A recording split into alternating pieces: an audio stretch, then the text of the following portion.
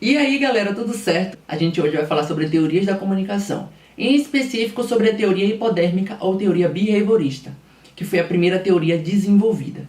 É interessante aqui pontuar que o nosso objeto de estudo para desenvolver esse vídeo foi o livro Teorias Contemporâneas da Comunicação, de Carlos Eduardo Marchione. Bom, para a gente entender um pouco sobre o surgimento dessa teoria, o desenvolvimento dela, é bom a gente começar falando um pouco sobre o contexto histórico. A gente tem que se situar ali um pouco no início do século XX, um pouco depois da Primeira Guerra Mundial, onde a gente estava vendo os meios de comunicação entrando com força no corpo social. E os principais meios de comunicação que foi base para esse estudo é a televisão e o rádio.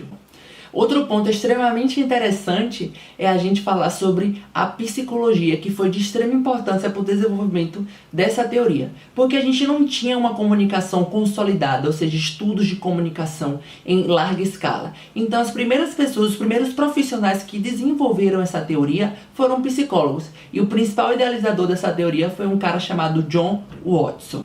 E é interessante a gente falar sobre isso da psicologia, porque ela acaba dando um caráter cientificista para os estudos da comunicação. O principal desenvolvimento dessa teoria behaviorista é o estímulo e a resposta, que foi base dos estudos. Basicamente, eles alegavam que se a mente ela recebesse estímulo constante, geraria um aprendizado, que a gente chama de condicionamento. E, consecutivamente, a gente obteria respostas prévias do público. Então, essa concepção da comunicação, ela serviu para uma tendência mercadológica, porque eles disseram, se a gente tem essa facilidade para o condicionamento, é muito também justificável que a gente vai querer produtos, a gente vai entrar na tendência capitalista de querer consumir se a gente for bombardeado constantemente por propagandas. A gente pode fazer a comparação entre a teoria behaviorista e a Escola de Chicago, que foi um estudo pós essa primeira teoria.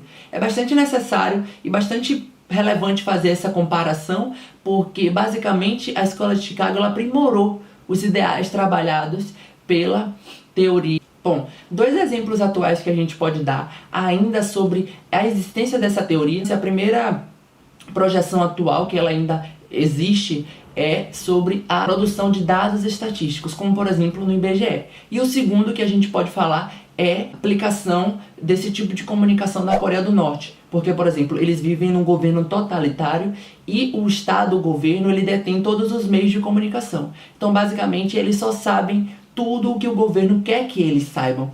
É uma forma de manipulação. Bom, galera, esse foi o vídeo. Eu espero que tenha contribuído para que vocês entendam. E é isso. Tchau!